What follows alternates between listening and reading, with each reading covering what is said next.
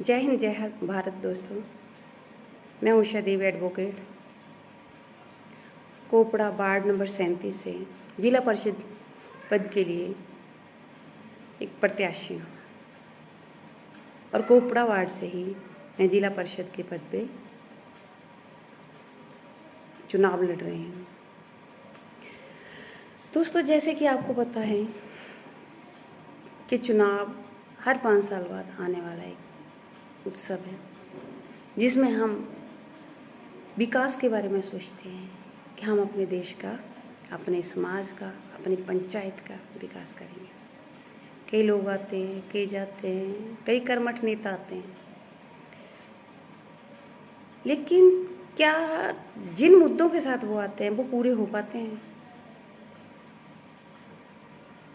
तो सबसे बड़ी बात ये होती है कि जो मुद्दों को लेके आते हैं वो मुद्दे पूरे नहीं हो पाते, सिर्फ एक ख्वाब दिखाए जाते हैं जो कि सच्चाई से दूर होते हैं।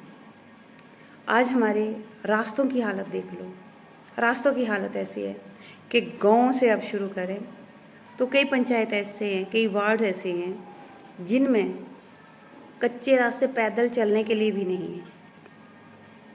उसके उपरांत सड़कों की तरफ आ जाएं तो बड़े रास्तों के बारे में तो सोचिए मत।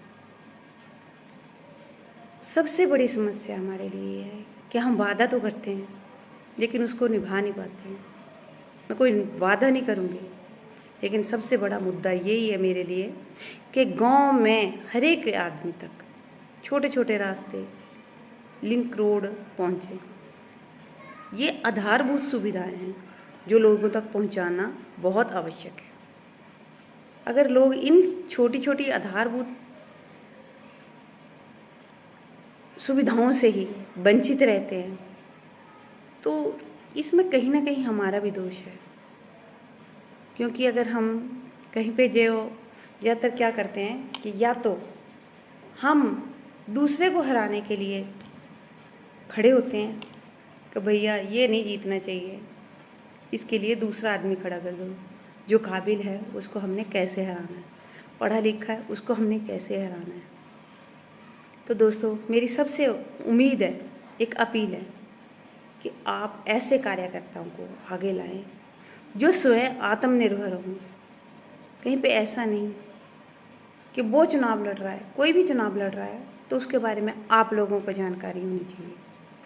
जो चुनाव लड़ रहा है क्या हमारी बातें सुनेगा, कहीं गूंगा और बहरा तो नहीं कि जो सुनेगा भी नहीं और आपके समस्याओं को आगे बोलेगा नहीं।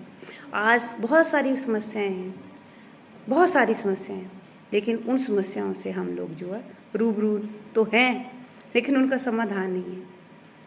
और जो समाधान करना चाहते हैं या जो कर सकते हैं, जो शख्स सकते हैं, तो उनको हम आगे नहीं आने देते। अधिक तो मैं नहीं कहूँगी, मैं अधिक ख्वाब किसी को नहीं दिखाऊंगी, लेकिन कोशिश करूँगी कि जो आधारभूत सुविधाएं हैं वो सब तक पहुँचें। बेरोजगारी, आज बेरोजगारी भी एक मुद्दा है। बेरोजगारी का कारण भी कहीं ना कहीं सरकारें हैं। लोग आते हैं, चुनाव लड़ते हैं, चले जाते हैं। क्या किया? 5 साल बाद हम लोग बोलते हैं क्या किया? तो कहीं ना कहीं इसके लिए हम जिम्मेदार हैं। जब हम किसी का चयन करते हैं